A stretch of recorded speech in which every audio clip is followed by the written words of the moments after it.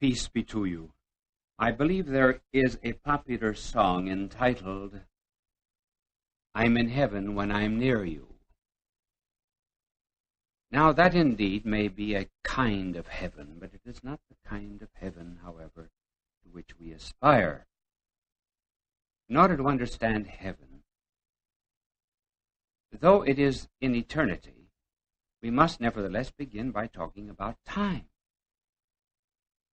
Heaven is outside of time, but we have to use time to get there. It seems almost like a paradox. Well, first of all, why must heaven be outside of time? Simply because none of us would really want on this earth a kind of an endless existence. If it were possible for us to live 400 years with some new kind of vitamin, do you think that we would all swallow them? There would certainly come one moment in our existence when we would want to die. Have you ever been in any one place in this earth that you are absolutely sure would be one in which you would want to spend every day of your life? It is not very likely. The mere extension of time to most of us would probably be a curse instead of a blessing. Then, too, have you ever noticed that your happiest moments have come when eternity almost seemed to get inside of your soul? All great inspirations, certainly, are rather timeless, and that gives us some suggestion of heaven. Mozart was once asked when he received his inspirations for his great music. He said he saw them all at once. There was a great heat, great warmth, a great light. And then there came the succession of moments, or rather the succession of notes. So it isn't writing a speech. When I prepare a talk or a telecast, begin writing a book, there comes a moment when the end is seen at the beginning. One cannot write fast enough. Eternity is in the mind, and time is at the end of the pen. Words do not come out fast enough. Lacordaire, the great French preacher, was once asked if he had completed his famous sermons to be given in the Cathedral of Notre Dame. And he answered, "Yes, I have finished them. All that I have to do now is to write them." Then there comes to everybody, whether he's good or bad, some dim intimations of immortality, such as Wordsworth wrote about. What will happen after death? There are, however, so many men who try to immunize themselves from those thoughts of eternity.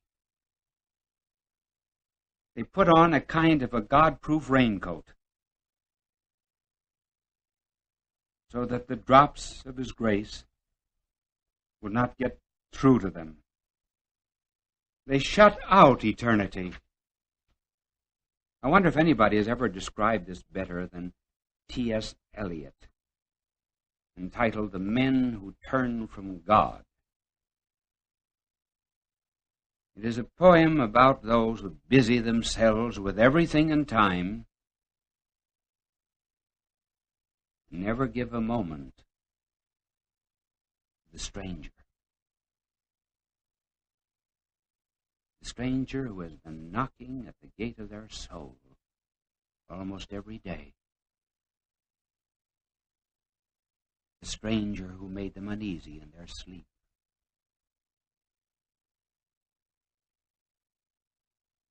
For at night there are dire dreams of immortality. But to get to the poem of T.S. Eliot, O weariness of men who turn from God, to the grandeur of your mind and the glory of your action, to arts and inventions and daring enterprises, to schemes of human greatness thoroughly discredited, binding the earth and water to your service, exploiting the seas and developing the mountains, dividing the stars into common and preferred, engaged in devising the perfect refrigerator, engaged in working out a rational morality, engaged in printing as many books as possible, plotting of happiness and flinging empty bottles, turning from your vacancy to fevered enthusiasm for nation or race or what you call humanity, though you forget the way to the temple, there is one who remembers the way to your door. Life you may evade, but death you shall not. You shall not deny the stranger. The stranger is the one who brings eternity into your soul. Though we live in time, make much of it, and think about time only, it is actually the one thing that makes happiness impossible. Simply because you live in time, you cannot combine your pleasures and your joys and your happinesses. You cannot make a club sandwich of pleasures. For the mere fact that you are in time, you cannot march with Napoleon and march with Caesar. You cannot sit down to tea with Horace and Dante and Alexander Pope. Because you are in time, you cannot enjoy winter sports and the seashore simultaneously. Time demands that you take all of your pleasures successively. And time not only gives them to you, time also takes them away. And thus, if you examine your own psychological intuitions and experiences, you will discover that your happiest moments are those when you were never conscious of time at all. When you were in school or perhaps in your office, you look at the clock. You were not enjoying the school, you were not enjoying your work. Maybe you are attending a concert or enjoying a conversation with friends. Possibly you may be reading, and you say, time passed like anything. The less conscious you are of the passing of time, the more you enjoy yourself. There is a hint of what heaven must be. It must be outside of time, where you can possess all joys at one and the same full moment. Well, that's the condition of happiness. But though it is outside of time, you have to use time in order to get to heaven. Now, we too often think of heaven as being way out there. We draw all kinds of pictures about heaven. Most of them are quite unreal. And because we think of heaven and even hell as something that happens to us at the end of time, we keep on postponing it. As a matter of fact, heaven is not way out there. Heaven is in here. Hell is not way down there. Hell could be inside of a soul. There's no such thing as dying and then going to heaven, or dying and going to hell. You're in heaven already. You're in hell already. I've met people who were in hell. I'm sure you have. I remember once attending a man in a hospital. When I asked him to make his peace with God, he said, I suppose you're going to tell me I'm going to hell. No, I said, I'm not. Well, he said, I want to go to hell. I said, I have never met in my life a man who wanted to go to hell, so I think I will just sit here and watch you go. I did not intend, of course, to let the time pass without doing something, but I was absolutely sure that if he had a few minutes to himself, he might change his point of view. And so I sat alone with him for 20 minutes. I could see him going through a kind of a soul struggle. And then he said to me, "You really believe there's a hell?" And I said, "Do you feel unhappy on the inside? Are you fearful? Is there dread? Anxiety?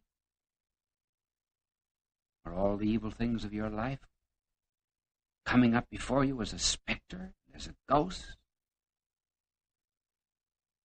Well, it was not long until he made his peace with God. And so I've seen people with heaven in them. If you ever want to see heaven in a child, look at that child the day of his first communion. If you want to see how much love is related to heaven, just look at a bride and groom at the altar on the day of the nuptial Mass. Heaven is there.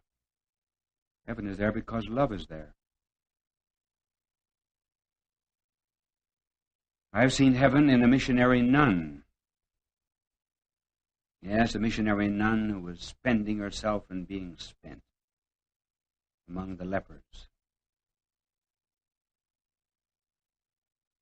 Sometimes you see a virtuous young person, and you see heaven there. The beauty of such a person is not put on the outside. It is a kind of an imprisoned loveliness that comes from within, as if it were breaking down the bars of flesh in order to find some outward utterance. So heaven is here, just as hell can be in the soul of some. Now, as a matter of fact, heaven is very close to us because heaven is related to a good life in somewhat the same way that an acorn is related to an oak. An acorn is bound to become an oak. He who does not have heaven in his heart now will never go to heaven. And he who has hell in his heart when he dies will go to hell. We must not think that heaven is related to a good life in somewhat the same way that a gold medal is related to study. Because a gold medal need not follow study. It is purely extrinsic to study. Rather, heaven is related to a good and virtuous life in just exactly the same way that knowledge is related to study. One necessarily follows the other. And hell is not related to an evil life in the same way that spanking is related to an act of disobedience, because spanking need not follow an act of disobedience. As a matter of fact, it rarely follows disobedience today. Perhaps there are some people who are listening to me who may have to ask their grandparents what spanking is, Well, I will tell you what it is. Spanking is a pat on the back, which develops character, provided that it is given often enough, hard enough, and low enough. So hell is not related to an evil life, therefore, as spanking to an act of disobedience, but rather in the same way that corruption is related to death. One necessarily follows the other. Therefore, heaven is not just a long way off, and we are not to postpone it. It's here. That is to say, it begins here. Hence, those people who deny hell by saying, well, I believe we have hell in this life, are quite right. It starts here, but it doesn't end here. Heaven starts here, but it doesn't end here. We just get faint glimpses of it now and then. But if we postpone the thought of heaven until the moment we die, well, we will be very much like the Israelites during their wanderings in the desert. The poor Jews were at one time within about 11 days of the Promised Land. It took only 3 weeks for them to make the journey from Egypt to the Promised Land. But because of their disobediences, their failures, their backsliding, their rebellions against Moses, it took them about 40 years to get into the Promised Land. And that 40 years represents a pilgrimage in the life of most of us. We make progress and then we slip back. Thank heavens we have a merciful Lord who puts up with us and forgives us 70 times 7. And therefore, time is necessary in order to gain heaven. But the lapse of time itself does not bring me to heaven. What brings me to heaven is how I live, how I die. And we are not to think either that just one particular act is the sole determinant. We are determined by the habits of our life. For example, a great pianist may sit down at a piano and strike a wrong note, but you will say, oh, well, he has the habit of being a very good piano player. If I sat down to a piano to play, I might hit a right note, but you would say, he can't play. I remember once hearing a comedian sit down at a piano and talk to a famous artist, and he said to him, striking one note, if you know so much about music, tell me from what opera is that note. Well, that's the way my playing would be. I would not have the habitus. I would not have the virtue. I would not have the goodness of artistry in my soul. Now we come to what our Lord said about heaven. Oh, he said many things about it. But there is one moment in his life that I think is very precious. It was the night of the Last Supper. Here our blessed Lord gathered about him all of his apostles, poor, weak, frail men. He washed their feet, and he was facing death, the agony in the garden, and that terrible betraying kiss of Judas, and even the denial of Peter himself. One would think that all of his thoughts would be on himself. Certainly when we have trials, that's what we think about. And our blessed Lord, he thought about them. He saw the sadness in their faces, and he said, be not troubled. Do not be sad. I go to prepare a place for you.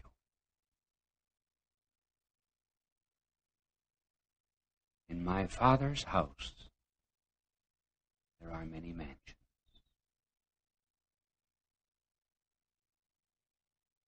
How did he know about the Father's house? He came from there. That was his home. He was the kind of prodigal son who left the riches and happiness of the Father's house to come to this earth and to waste the substance of his life riotously on our salvation. Now, preparing to go back home, he tells them about the Father's house, and he said, I go to prepare a place for you. God never does anything for us without exceeding preparation. He made a garden for Adam. As only God knows how to make a garden beautiful. And then when the Jews came into the promised land, he prepared the land for them.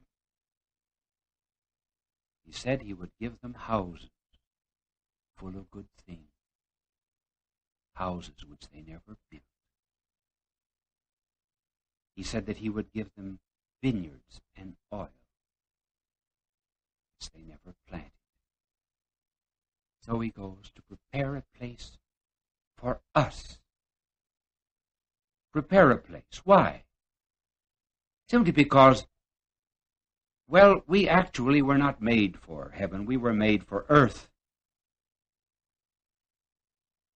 And man, by sin, spoiled the earth. And God came down from heaven in order to help us remake this earth the best we could while we are in it. But then after having redeemed us, he said that he would now give us heaven. So we got all this earth, heaven too. Oh, do not say that we work to go to heaven because we're mercenary. Man loves a woman, asks for her hand. Is it because he's mercenary? I love poetry. There's no money in it. I love tennis.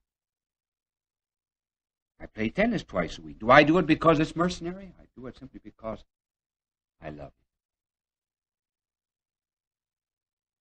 Now, something that we must remember, too, about heaven is that heaven is social. It's a fellowship.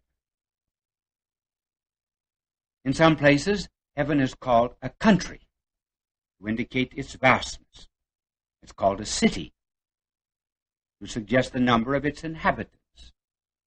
It is called a kingdom to suggest order and harmony. It's called a paradise in order to tell of its delights. And it's called the Father's house to indicate its eternity and its permanence of love and peace. Now, in order to be perfectly happy after the end of the world, we will have to have our body with us, because our body has done a great deal for the salvation of our soul. There we will meet in the fullness of the communion of saints, all of those who were our friends on earth. Husbands who have been grieved in time with the loss of a wife will find the wife. It's hard to lose friends after a time. Two hearts grow together, and death is not just the separation of two hearts. It's the tearing asunder of one heart. Cicero wrote a book in his latter days entitled An Essay on Old Age. It was a poignant story of his heart at the loss of his daughter, Tullia. He said that after his death, on his way to the Elysian fields, if he met someone who would ask him, do you want to go back to earth? He would say, no, I don't want to go back to earth, because I want to go ahead and converse with Plato and Socrates. And we have many, too, with whom we would like to converse. I would like to see Plato, Aristotle, Moses, Thomas Aquinas, thief on the right. I would like to see you too. I'd like to see you particularly because you have spent so much of your time listening to me. I cannot tell you what it is. I can only ask you to go back and just think of some great moment in life when you really enjoyed the thrill of living. And then to go back and think of some great moment when somebody told you a truth, or you made a study of a great mystery and finally understood it. And then to go to another moment of your life when you had a great ecstasy of love, and you wanted it to go on and on and on. Now suppose you could take this moment of life, raise it up to a focal point where it became the Father. Take this truth, lift it to infinity until it became the moment of the ecstasy of truth, named to the Son, and take that moment of love and eternalize it so that it became the Holy Spirit. Well, that would be some dim suggestion of what heaven is. It's perfect life. It's perfect truth. It's perfect love. I'm not afraid of going to hell. I'm only afraid of losing love. That's all. That's divine love. That's Christ. The reason I want to go to heaven is because I want to be with love. Oh, there will be surprises there. Many of them. First of all, there will be many people there whom we never expected to see there. And then there will also be a number of people absent whom we thought would be there. And finally, there will be one great surprise, the greatest of all, that you and I are there. I will see you in heaven. God love you.